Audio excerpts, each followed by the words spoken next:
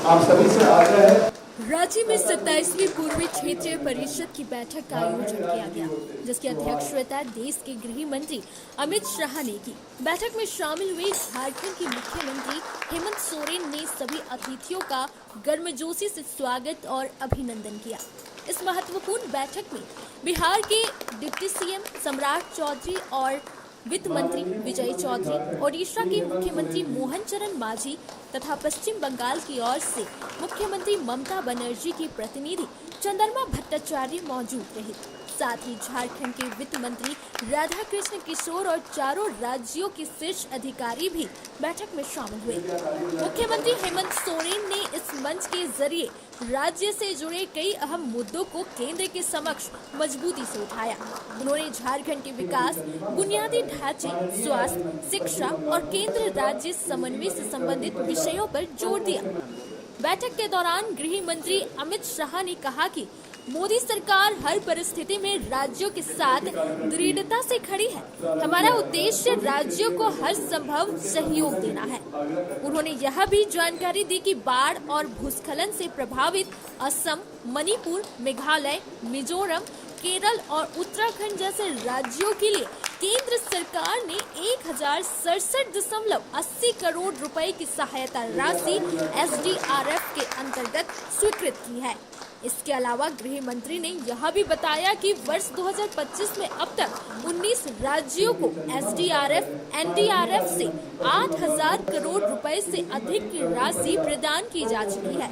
उन्होंने यह भी स्पष्ट किया कि NDRF सेना और वायु सेना की तैनाती सहित सभी आवश्यक रसद सहायता केंद्र सरकार की प्राथमिकता रही है।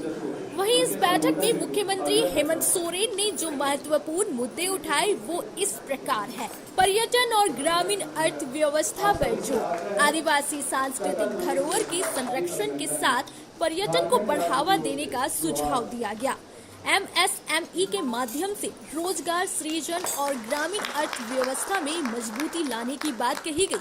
मैया सम्मान योजना के तहत 18 से 50 वर्ष की महिलाओं को 2500 रुपए मासिक सहायता देने की योजना का जिक्र किया गया। खनन और राजस्व संबंधी मांगे, कोल कंपनियों से 1.40 लाख करोड़ रुपए की बकाया राशि की शीघ्र वसूली की मांग की गई। DMFT नीति में संशोधन और PSU में स्थानीयों को प्राथमिकता देने की मांग रखी गई। बंद पड़ी खदानों के सुरक्षित बंदीकरण, माइंस क्लोजर पर जोर दिया गया। शिक्षा और स्वास्थ्य पर विशेष ध्यान, ट्राइबल यूनिवर्सिटी की स्थापना के लिए केंद्र से सहयोग की अपील की गई। रिम्स 2 और नए मेडिकल कॉलेजों की स्थापना में केंद्र सरकार से भागीदारी की उम्मीद जताई गई। SC, ST, OBC छात्रों के लिए छात्रवृत्ति योजनाओं में विस्तार और केंद्र की सहायता की मांग की गई। कनेक्टिविटी और अधोसंरचना विकास पर फोकस, साहिबगंज रांची एक्सप्रेसवे और रांची मेट्रो परियोजना का प्रस्ताव दिया गया। रेलवे नेटवर्क के विस्तार और लंबित योजनाओं को जल्द पूरा करने की अपील की गई। राम रेखा धाम को रामायण सर्किट और बौद्ध स्थलों को बौद्ध सर्किट से जोड़ने की मांग की गई। गरीबी उन्मूलन और सामाजिक सहायता योजनाएं, प्रधानमंत्री आवास और मनरेगा की मजदूरी दरें महंगाई के अनुरूप बढ़ाने का अनुरोध किया गया।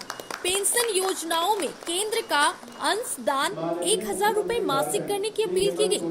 गरीब परिवारों के लिए 15 लाख तक का स्वास्थ्य बीमा कवर देने की योजना रखी गई। पर्यावरण और जल प्रबंधन, दामोदर नदी को नमामि गंगे योजना में शामिल करने की मांग की गई। सिंचाई परियोजनाओं के लिए केंद्र से साझेदारी की अपेक्षा जताई गई। संवैधानिक अधिकार और संघीय ढांचे पर चिंता, CBA एक्ट में संशोधन का विरोध किया गया और खनन के बाद भूमि का नियंत्रण राज्य को देने की अपील की गई। कम्फेड, होटल अशोक और अन्य संपत्तियों के बंटवारे पर नीति निर्धारण की जरूरत बताई गई।